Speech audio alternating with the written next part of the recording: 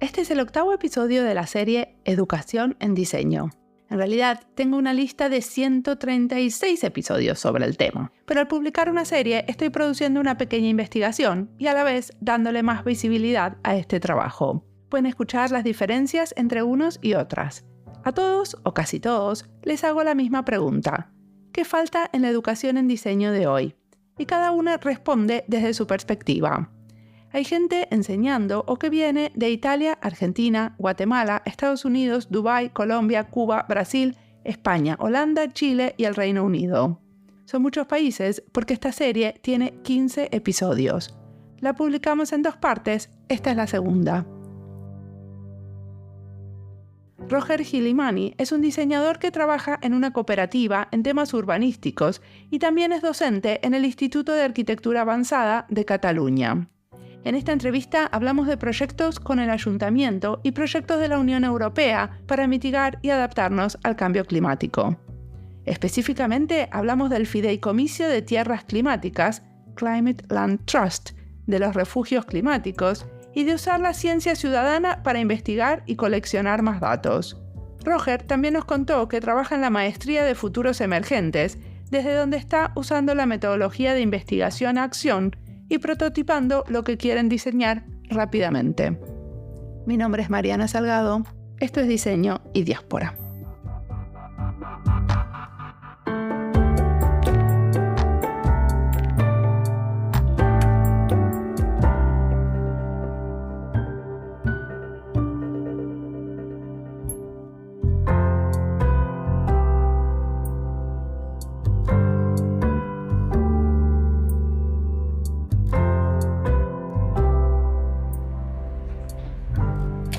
Vale, pues mi nombre es Roger Ghilimani, soy de Barcelona y trabajo principalmente en una cooperativa que se llama Aquí. Es una cooperativa que trabajamos temas de diseño, pero también de ciencias sociales. Sobre todo trabajamos en todo lo que son investigación y diseño en contextos urbanos y también un poco el entender cómo podemos intervenir en nuestro hábitat, el hábitat construido, desde distintas formas pues participativas, críticas, incluso especulativas pueden ser, para ver cómo podemos cambiar el estado, ¿no?, de las cosas. Y además también soy docente en la IAC, Institute of Advanced Architecture of Catalonia, que tienen un máster que se llama Master in Design for Emerging Futures, máster de diseños emergentes, en el cual allí soy tutor de los alumnos y hago, sobre todo junto con otra compañera y más personas, acompañamiento a lo largo de todo el máster, que es un máster muy basado en proyectos. Entonces, pues, acompañamiento de los proyectos y también con cápsulas metodológicas para ir desarrollando pues todo el curso educativo. Che, ¿y qué estudiaste cuando estudiaste? Yo estudié diseño industrial hace ya pues unos cuantos años. Y lo estudié en una universidad muy técnica, en la UPC, la Politécnica de Cataluña. Y bueno, la verdad es que salí de allí un poco desencantado. Estuve un tiempo trabajando con una ingeniería, haciendo pues diseño industrial muy puro y muy mecánico. Y la verdad es que nunca acabé de sentirme cómodo. Siempre era como un poco crítico con lo que hacía y entonces, de hecho, yo estudié el máster de Design for Emerging Futures pues hace ya 4 años y nada, o sea, traté de hacer un cambio importante en mi vida y a partir de allí pues sí cambiaron muchas cosas y llevo estos últimos años intentando medio sobrevivir, un poco a la aventura y haciendo muchas cosas. Y decime una cosa, la cooperativa tiene diseñadores y gente de las ciencias sociales, ¿cierto? ¿Entendí bien? Exacto. Somos 4 socias en la cooperativa. Hay una persona que es socióloga, una persona que es ingeniera, pero se ha dedicado mucho tiempo a la investigación en temas de movilidad y en temas de sistemas complejos también. Y también estudió diseño. Y luego hay otra compañera que es más de estudio diseño urbano, es mucho más centrado en eso. Pero por eso digo que nos mezclamos mucho. Y también eso hace que tengamos un portfolio de proyectos muy, muy variado. Y hacemos varias cosas. Vamos a eso, ¿no? Uno de los proyectos que me gustaría charlar, que me pareció muy interesante, es ese que hablan de Climate Land Trust, el fideicomiso de tierras climáticas. No sé, yo busqué cómo se podía traducir esto del trust y me salió esto de fideicomiso. Quizás me puedes explicar qué es esto. Sí, bueno, ese proyecto sale un poco en el contexto de Barcelona, sobre todo, pero se puede extrapolar a toda Europa, al menos por nuestra experiencia. Imagino que en muchas otras partes del mundo. Pero este proyecto, de hecho, se está también desarrollando con gente en Alemania, en Berlín y en Portugal, en Lisboa. Pero sobre todo en Barcelona. Pero digo por eso que en otras ciudades también estamos viviendo experiencias similares. O sea, aquí hay un problema muy importante de acceso a lo que son... a lo que es tierra, a lo que es espacio, ¿no? Está todo privatizado, o si no está privatizado es del ayuntamiento, pero entonces tienes unas regulaciones muy, muy estrictas en las cuales el poder de intervención de la ciudadanía es muy limitado, ¿no? Lo que vendría a decir el trust o el fideicomiso es ceder ese espacio a una comunidad concreta. ¿Quién le cede? ¿La municipalidad? Así a nivel grande podría ser quien quisiese, podría ser un propietario privado, Okay. que cede a una comunidad el uso, no la propiedad, el uso de ese espacio. Lo que nosotros... Y ese modelo existe en otros marcos legislativos que se llama o Community Land Trust, o sea, fideicomiso comunitario. O también, pues, bueno, aquí en Barcelona tenemos una cosa que se llama patrimonio ciudadano, que es como un marco en el cual, pues, el ayuntamiento o entes privados, pero normalmente viene siendo la administración, cede a una comunidad concreta un espacio para que se gestione, ¿no? Y en ese caso, pues, por ejemplo, en Barcelona tenemos ejemplos de varios centros sociales o varias experiencias en las cuales la propiedad del ayuntamiento ha cedido a una comunidad de vecinos, bueno, no, o sea, una comunidad dentro de un barrio, para que hagan actividades y se lo monten. ¿Y cuál es o sea, qué hacen ustedes? ¿Cuál es el rol? Bueno, nosotros lo que estamos intentando hacer es, por eso ponemos la palabra climate o el clima, es poner en el mismo valor el uso social del espacio público con el uso como elemento de adaptación climática y en los entornos urbanos. Es decir, lo que queremos hacer es entender que las ciudades necesitan una transformación y poner en el centro de la cuestión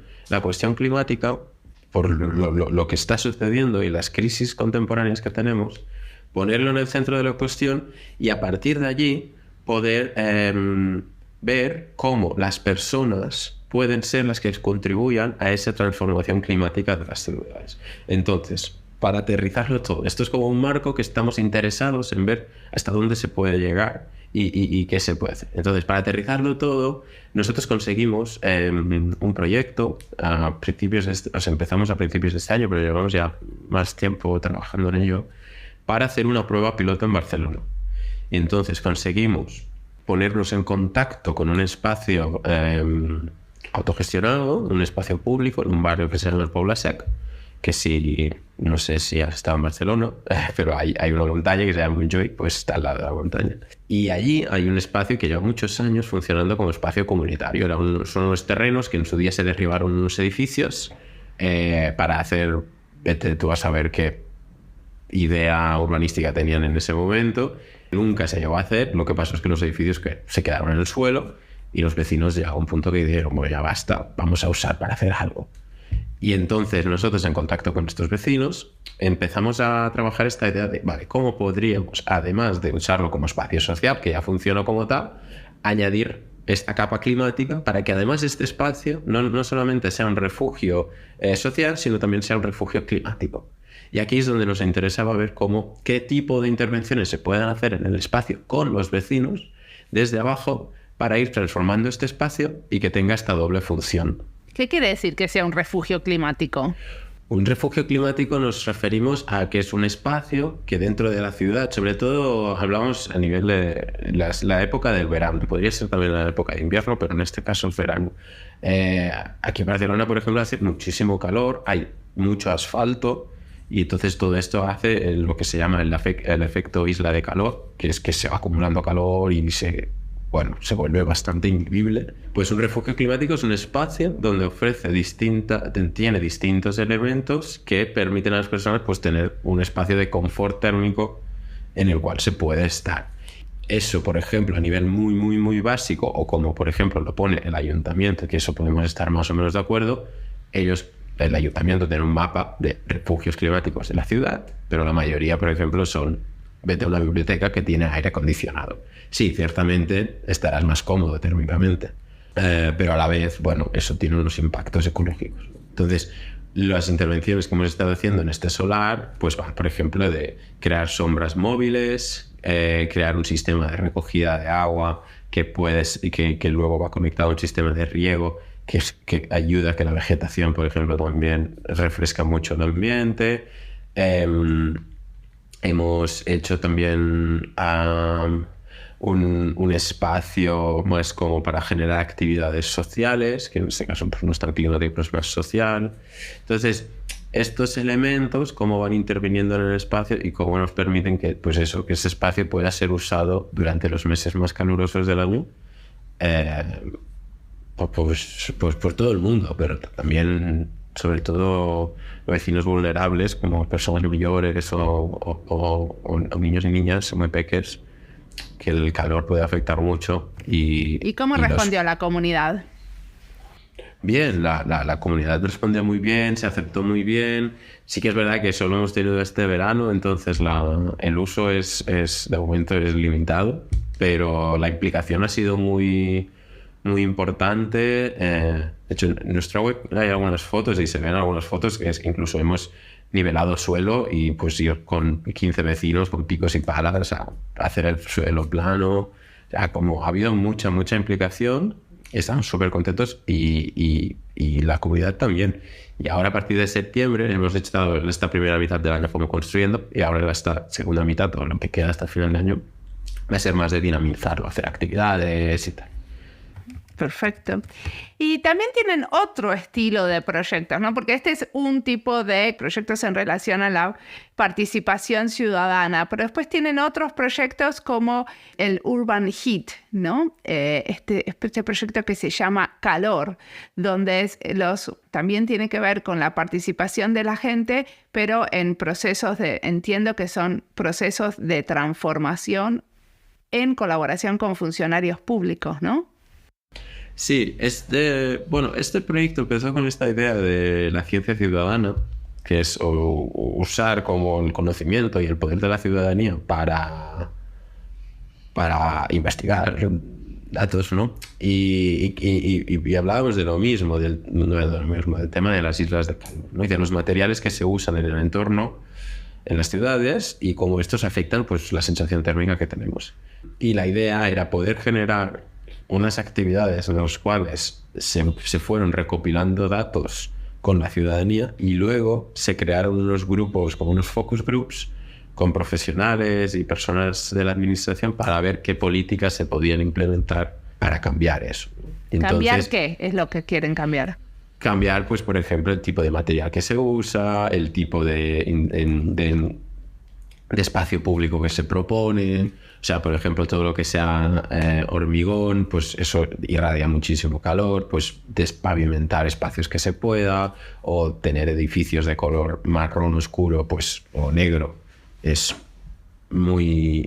o sea, todo lo que sea oscuro atrapa mucho el calor y luego cuando se va el sol disipa todo ese calor, lo que significa que es que en el momento en que tendría que refrescar el entorno sigue calentándose porque el edificio ha conservado todo el calor, ¿no?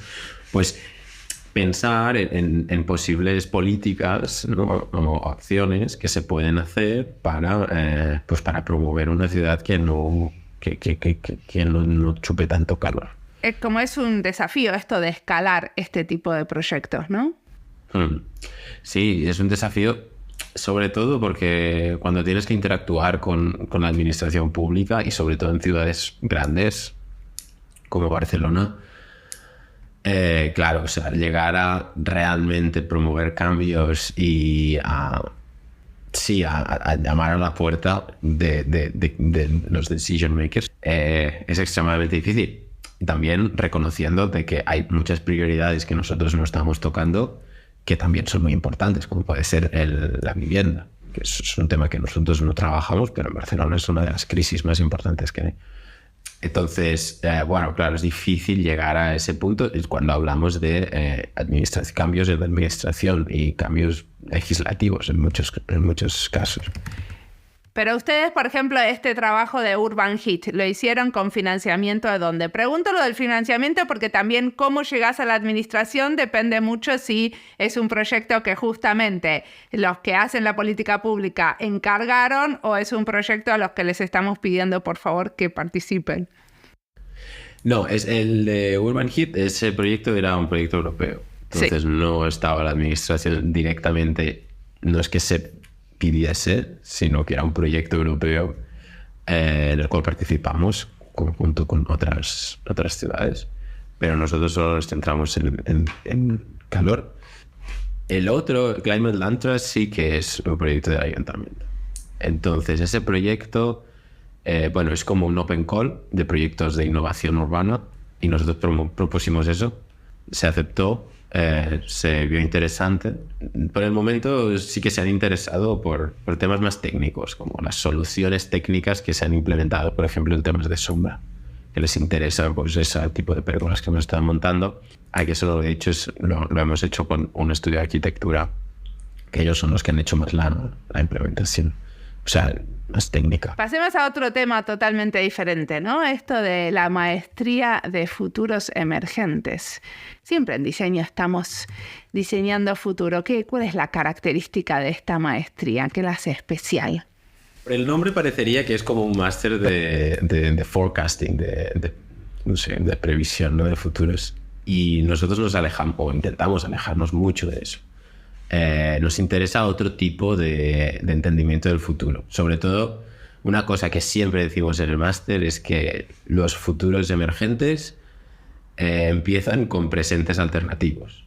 Entonces, lo que nos interesa es pensar en esos retos actuales que van a tener un efecto en el futuro, pensar ahora cómo puedes proponer alternativas ahora para que el sistema vaya evolucionando hacia un futuro más deseable, ¿no? Y nos interesa mucho esa idea sistémica o ecosistémica del diseño como elemento transformador. ¿Y qué tipo de cosas que están haciendo? El máster lo que hace es proponer un año en el cual, bueno, son 2 años. El primer año las alumnas van teniendo como distintos inputs de distintas experiencias, ¿no? Desde temas más de biología, tema de biomateriales, sostenibilidad, pero temas también más de tecnologías digitales, inteligencia artificial, cosas que varios inputs que cada una va un poco como haciéndose suyo. Nosotros trabajamos mucho en el máster la idea del diseño en primera persona, es decir, entender a la persona diseñadora como un elemento más del ecosistema en el que está trabajando.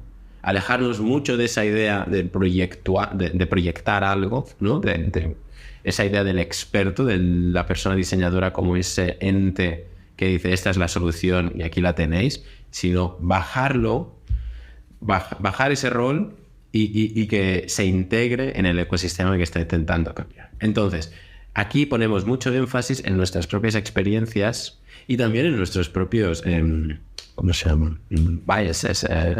Prejuicios o precondiciones. Sí, exacto. No como un elemento que se tenga que eliminar, porque podríamos argumentar que es casi imposible, porque siempre lo tendrás, cada uno pues tenemos nuestra experiencia vivida y es lo que hay, sino como un elemento que se tiene que tomar con humildad, con reconocimiento y decir, yo desde aquí, desde esta posición estoy diseñando. Y entonces ser consciente de tu propia experiencia. Y a partir de aquí, pues ir tejiendo estas relaciones y entender el diseño como un elemento que me permite ir interviniendo en este sistema. Entonces, los estudiantes les hacemos, sobre todo en la primera parte del curso, unos ejercicios muy como introspectivos de entender de dónde vienes, cuáles son tus recursos, cuáles son tus experiencias, qué es lo que te interesa y cómo todas estas cosas van tejiendo, y a partir de allí cómo podemos cada uno pues intentar explorar distintos temas. Entonces, ¿qué sucede? Que a nivel de proyectos tenemos proyectos de todo.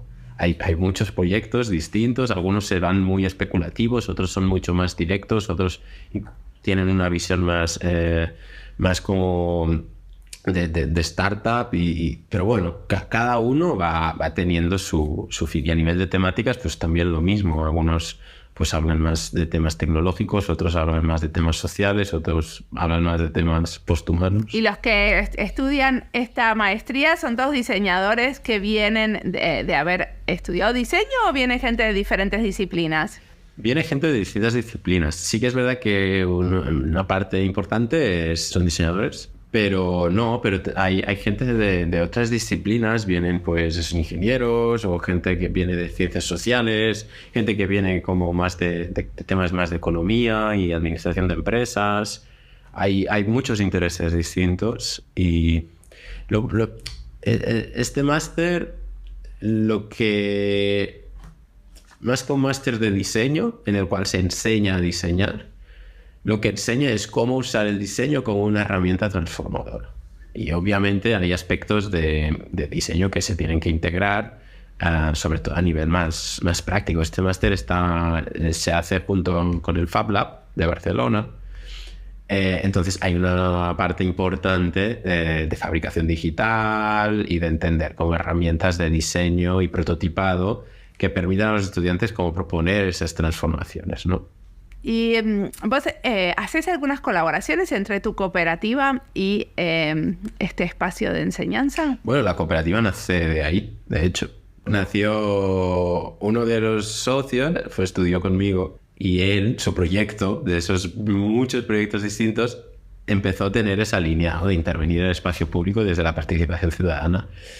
Y a partir de allí, pues eso, lo que empezó como un proyecto de máster, luego consiguió un proyecto más grande y financiamiento más grande, y eso se fue haciendo una bola, y yo me sumé un poco más tarde a nivel profesional, aunque había estado desde el principio, y se fueron las otras dos compañeras, ya se habían sumado de hecho, y entonces y ahora pues tenemos la estructura que tenemos, pero realmente la semilla fue un proyecto de final de máster de un socio. Muy bien. Tienen una materia, si entendí bien, que se llama Estudio de Diseño, que es la que vos liderás, ¿no? ¿De qué manera te parece que es diferente de otros estudios de diseño? O sea, en el estudio, el estudio es como el espacio central, es como el tronco de toda la estructura, ¿no? Y entonces ahí es donde van cayendo todas las ideas que van recibiendo los estudiantes, y es el espacio donde intentamos ponerlo junto y activarlo. Sí, es como la materia diseño, la principal de la carrera. Exacto. Y entonces ahí trabajamos, pues lo que decía, de ese entender el diseñador como sujeto del espacio, del proceso de diseño. También cuestionamos mucho el cómo pasa el proceso y qué elementos están interviniendo en el proceso. Y también una cosa en la que intentamos poner mucho énfasis es en el tema, en esta lógica ecosistémica de trabajar con otros y con el entorno. Que para mí eso es de las cosas que más valor tiene a la hora de entender que como personas diseñadoras no vamos a cambiar el mundo, siento decirlo así, pero no vamos a cambiarlo solas. Es decir, se podemos intentar trabajar con otra gente y con eso generar movimiento. Pero la idea esta de solucionar algo, esto es una cosa que intentamos romper mucho. Tú no vas a solucionar nada sola. Entonces, a partir de ahí, lo que intentamos en el estudio es dar las herramientas para que los estudiantes sean conscientes de ese ecosistema en el que se van integrando, porque a veces, sin quererlo, de repente te pones a reflexionar y dices, ostras, sí que es verdad que aquí hay conexiones, o sea, sí que es verdad que esto que he hecho, lo he hecho porque estaba en contacto con esto, ¿no? Entonces, poner todo esto junto para poder ir desarrollando el proceso de diseño. Y aquí también tenemos otro elemento metodológico que usamos, que es lo que llamamos las intervenciones de diseño. Intervenciones, o a veces, para llamarlo más fácil, es que la palabra intervención a veces a la gente no le gusta. Entonces, lo que proponemos, sobre todo, es cada 2 semanas, es que cada vez que tengas una pregunta, que tengas algo que te mueve, que dices, ostras, ¿qué pasa si hago esto? Es que lo hagas, que lo propongas, que lo prototipes con algo lo más sencillo posible y que salgas fuera y lo pruebes. Y a partir de aquí eso lo integres en tu proceso, reflexiones y siguiente. No, lo que intentamos evitar a toda costa es que un alumno, una alumna, se quede encallado durante 3 meses o los meses que sea pensando en qué hacer. O sea, esto es algo que intentamos romper. Entonces, el Design Studio, el estudio de diseño, lo que hace es buscar esa iteración y esa acción, y que el aprendizaje y la investigación en diseño se haga desde la acción y desde la propuesta de actividades. Como lo de investigar a través del diseño, o sea, Exacto. Usando esos prototipos para crear conocimientos sobre el tema que estén interviniendo. Exacto. Y el estudio es ese espacio. Además, es un espacio que también intenta poner los alumnos juntos, es decir, que si hay 2 alumnos, aunque estén desarrollando proyectos distintos, pero que tienen cosas en común, pues que se pongan juntos y puedan hacer, bueno, que sumen. A veces puedes hacer una intervención colaborativa, cada uno con fines distintos, pero la acción es la misma. O sea, y tienen mucha libertad en elegir el tema ellos mismos. Tienen toda la libertad del mundo, sí. Muy bien. Que eso a veces es un problema. Es un problema y también, ¿no? Un desafío. Es un desafío, total. Sí.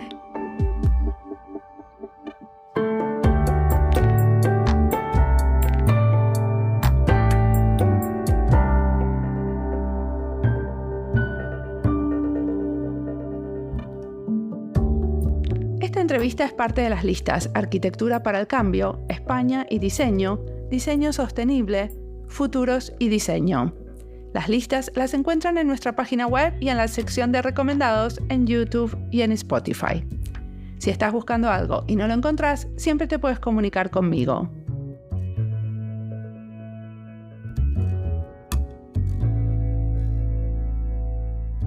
Me encantó la propuesta del estudio de diseño, donde prototipan y hacen intervenciones de diseño cada 2 semanas. Es una manera de motivar a los estudiantes a no tener miedo a la acción y a la vez entender la investigación-acción que podemos investigar usando herramientas de diseño. En este podcast hablamos mucho más de investigación a través del diseño, porque entrevisté a muchos investigadores en diseño que trabajan con esta metodología. La investigación a través del diseño es un desprendimiento de la investigación-acción, la que menciona Roger. La gran mayoría de los episodios de la lista Investigación en Diseño se habla de investigación a través del diseño. Un ejemplo claro es la entrevista que hice hace poco a Ferran Altarriba Beltrán en el episodio 577. Si les interesa aprender sobre este tipo de investigación en la ciudad, pueden escuchar luego ese episodio. Ahora, sigamos escuchando a Roger, que tiene muchísimo más para contarnos.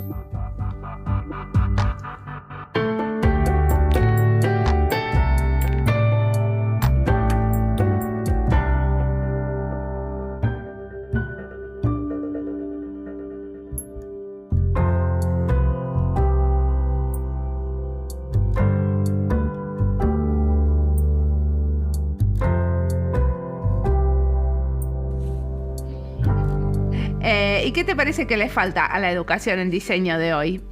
¿Qué dirías? Volviendo a lo que decía antes, yo creo que lo que le falta es entender el rol del diseñador como una hormiguita, es decir, como un nodo más de un ecosistema. Desde donde yo he aprendido el diseño y yo también he dado clases en otras facultades, ves como una visión del diseñador, como una persona que sabe muchas cosas, ¿no? Y que como sabe diseñar y sabe esa idea del design thinking, ¿no? O piensa distinto, ¿no? Es como, a ver, puedes aportar a una lucha concreta, puedes aportar a un propósito concreto, pero no puedes hacerlo todo. Entonces, para mí lo que falta en la educación en diseño es entender bajar muchísimo el rol del diseñador o la diseñadora, entenderla como un sujeto que forma parte de una sopa y que desde dentro puede proponer pequeñas transformaciones y que desde dentro puede ir escalando. Eso también, lo que hablábamos antes de la escalabilidad de los proyectos de la COPET, una forma en la que tenemos de entender la escalabilidad de los proyectos es que si tú los proyectos los empiezas a proponer desde dentro del ecosistema y poco a poco puedes ir como transformando ese ecosistema, eso puede irse expandiendo después.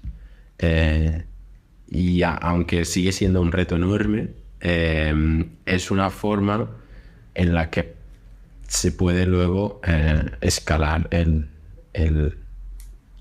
proyecto, ¿no? o la propuesta que se pone.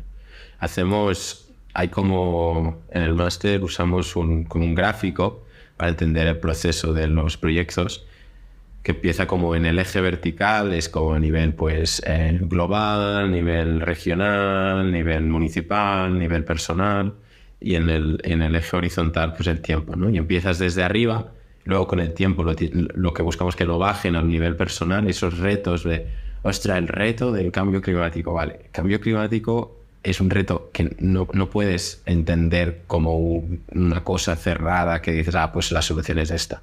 Sino que lo que buscamos es que lo bajen a nivel personal, decir cómo yo me relaciono con este challenge o con este reto, y a partir de aquí empezar a proponer a intervenciones que vayan escalando y vayan otra vez subiendo el nivel de impacto. Perfecto. Y decime qué cosas te inspiran, que les escuchás, mirás, que querés recomendar sobre estos temas que estás trabajando. Vale, un libro que salió hace un par de años de un investigador que se llama Ron Wackery, que se llama Things We Could Design. Es un libro muy interesante, viene mucho del posthumanismo y entender el posthumanismo en el diseño, pero te permite dar esa visión del diseño como un elemento de transformación y un elemento que va mucho más allá del rol del diseñador.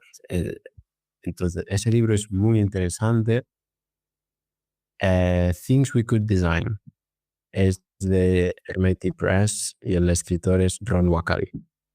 Otra recomendación que el formato puede variar, porque es un diseñador de aquí Barcelona, que durante un tiempo éramos vecinos de estudio, que se llama Saúl Baeza, y tiene su estudio se llama Dashwork, y tiene una forma de entender el diseño también muy crítica y también muy divertida, en el cual él propone como distintos como hackeos de los sistemas y lo hace desde una forma como muy, muy disruptiva, ¿no? Que lo hace muy, muy interesante. ¿Y dónde miras su trabajo? ¿En su página o hay? En su página web o en Instagram. Muy bien. Y mi última pregunta es sobre el futuro. ¿A dónde va tu práctica? ¿Cómo te gustaría que esto continuara? ¿Dónde va mi práctica? Me gustaría ordenarla un poco porque tengo como 200 cosas abiertas a la vez, pero estoy muy contento y trabajo con gente que quiero mucho. Me gustaría poder dedicar más tiempo a la investigación, que creo que es un espacio que me falta dedicarle tiempo. Y sobre todo la pregunta que me estoy haciendo últimamente mucho es, yo soy muy crítico con el diseño participativo, porque es como, se ha convertido casi en una etiqueta, casi como sostenibilidad, que pones algo ya está, ya es increíble. Y creo que justamente con esa crítica del diseñador, cómo interactúa con el entorno, la idea de diseño participativo se tiene que cambiar. Y me interesa bastante esta línea y sobre todo el rol que puede tener la gobernabilidad de los proyectos o la gobernanza de los proyectos cuando hablamos de participación. Y eso es una cosa que llevo tiempo dándole vueltas. También eso viene mucho de la visión de lo que son los bienes comunes, ¿no? Como estos elementos que son compartidos y no tienen como una propiedad definida. Y aquí la clave está en un recurso, una comunidad y unas ciertas normas de gobernanza. Y me gusta esa idea de lo común y la participación y cómo todo esto puede influenciar en procesos de diseño. Y aún no sé cómo tejerlo, pero me interesa bastante esa línea. Y igual mi dirección va en esa línea de intentar poner como un poco más de orden a muchas cosas con las que he trabajado y ver cómo todo eso pues tiene más sentido igual a nivel metodológico. Y luego la educación también es un tema que estoy muy contento de poder tener ese espacio de trabajo y en el cual me gustaría seguir en ese espacio, y aquí pues me interesaría justamente esa visión que pueda tener del diseño, pues hacerla más metodológica y poderla compartir con los futuros diseñadores. Muy bien, bueno, muchas gracias por la entrevista. En LinkedIn, entre los diseñadores finlandeses hay en este momento una discusión sobre cómo medir el impacto del diseño y las capacidades de los diseñadores en el sector público. La discusión me causa bastante tirria, porque me parece que esto de medir el impacto del diseño solo se puede hacer si tenemos unidades de diseño que trabajen autónomas, independientes de otras, y eso en el sector público pasa muy poco. Muchos somos diseñadoras en una sopa, como dice Roger, trabajando con muchos más. Mi trabajo no se puede medir para nada de manera autónomo, porque dependo de lo que pasa y lo que hace mi equipo. Incluso mis capacidades no son siempre las mismas. Depende de mi equipo las que pongo en acción o las que dejo para un mejor momento. A veces necesito hacer algunas cosas y activar otras. Depende de quiénes son mis colaboradores en un proyecto. Sé lo que me gusta hacer y sé en lo que soy mejor, conozco mis capacidades, pero a veces me toca desarrollar otras o ponerme a hacer cosas donde no me siento cómoda porque si no nadie las hace. Entonces, esto de medir capacidades individuales o medir el impacto del diseño cuando tenemos un diseñador y después gente viniendo de otras disciplinas, lo encuentro un poco omnipotente.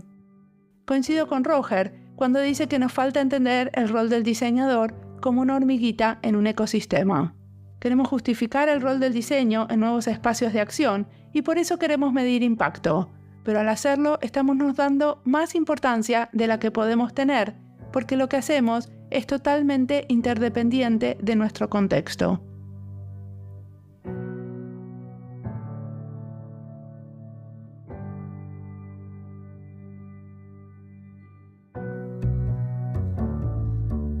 Como siempre, la música del podcast es de Antonio Zimmerman.